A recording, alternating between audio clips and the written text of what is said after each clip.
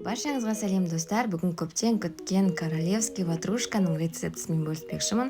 Өте дәмді болып шығады. Менімен бірге болыңыздар. Видеоның соңына дейін қарап, лайк басып, пікірлеріңізді қалдыра кетіңіздер. Міндетті түрде барлықтарыңызға жауап беретін боламын.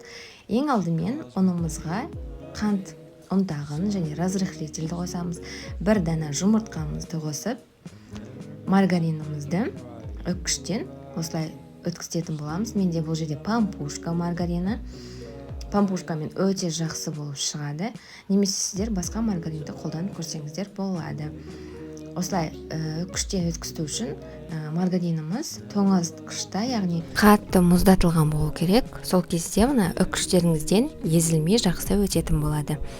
Мінекей барлығын осылай 110 грамм маргаринімізді осылай үккіштен өткізіп аламыз да. Одан кейін қолымызбен жайлап қамырымызды біріктіретін боламыз. Біріктірген кезде, яғни барлығы бірде араласатындай болуы керек. Қазір видеода көріп тұрғандарыңызда етіп, осылай жақсылап қолымызбен араластырамыз. Және де қысқан кезде, міне дайын болған кезде осындай болу керек қамырларыңыз. Мінекей формаға жайғастырамыз.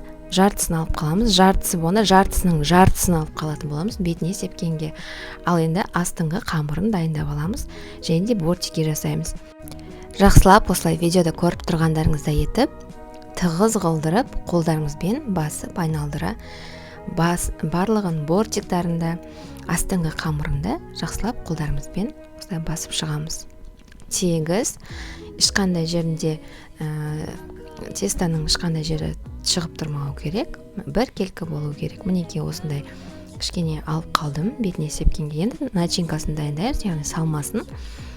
2 дана сүзбе. Менде бұл жерде GLC-дің тәттісі. Егер де сіздерде тәтті болмаса, қант қосасыздар. Және де қаймақ. Описанияға қанша қаймақ қолданғанымды жазып кетемін. Және де 2 дана жұмыртқа. Барлығын жақсылап, осылай видеода көріп тұрғандарыңызда етіп, араластырып, формамызға жақсылап құятын боламыз.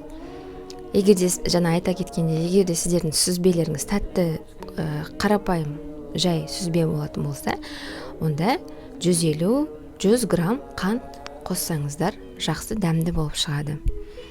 Мінекей осылай салмамызды жайғастырамыз, бір келкілендіріп, және де бетіне жаңағы алып қалған үстіне қамырымызды себеміз. 40 минутқа 180 градусқа жібереміз. Мінекей осындай керемет болып шықты.